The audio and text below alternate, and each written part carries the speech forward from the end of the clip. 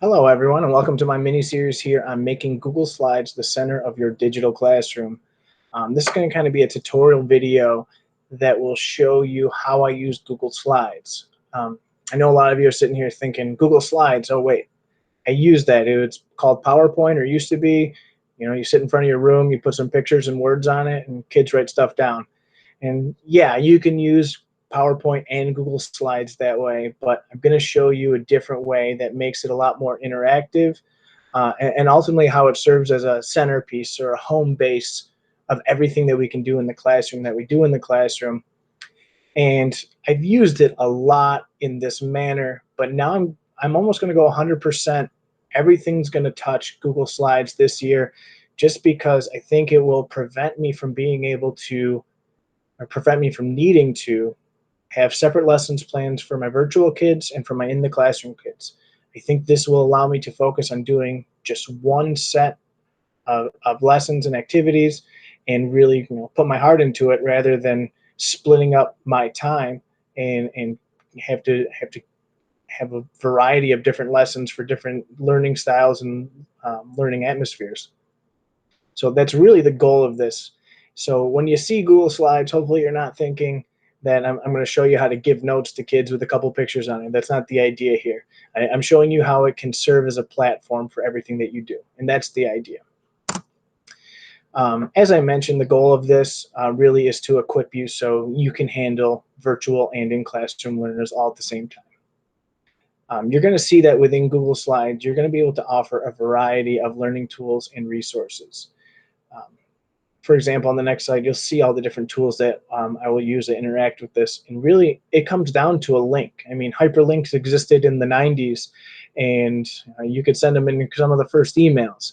Well, because the internet offers so much more, and especially the Google Suite with all their tools, um, it really has changed the way that we can use Google Slides and use links to again be that home base and serve as a facilitator of learning.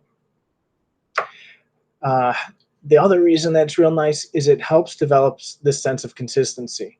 So, like I said, I've done a lot of use of Google Slides as far as being a centerpiece, but never to the 100% level.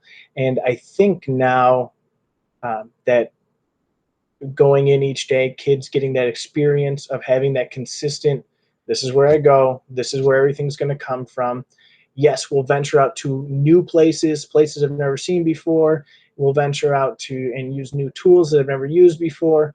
But ultimately, I'm coming back here. This is going to be where I get my directives. This is going to be where I get some key and important information. And that's what we're looking to have Google Slides serve as here.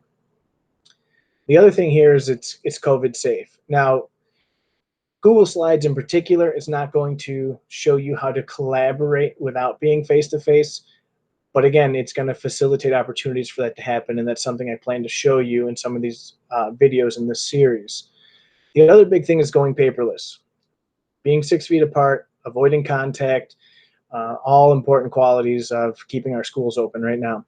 So you'll see a variety of ways that you can teach kids and have kids complete worksheets, have kids complete readings, have kids submit assignments, and do it without ever putting your hands on anything and them ever putting their hands on anything that goes back to you or goes to another kid.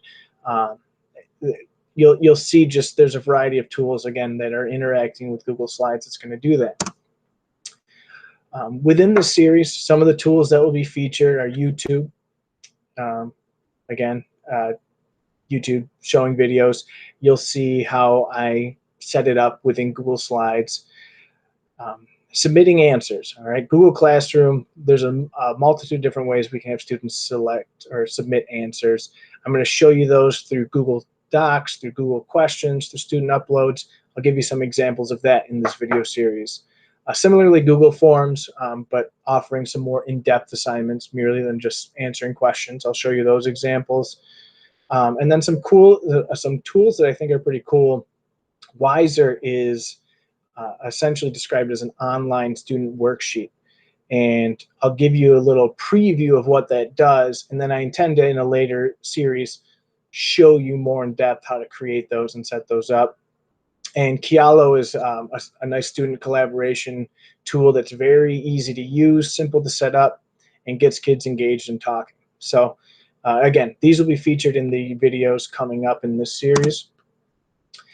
That really does it for the introduction. What's coming next, you're going to see how we use links. I mentioned the importance of the hyperlink. You're going to see how we install them, how we use them, the different ways we can make them look. That's coming up in video 2. So I hope you tune in.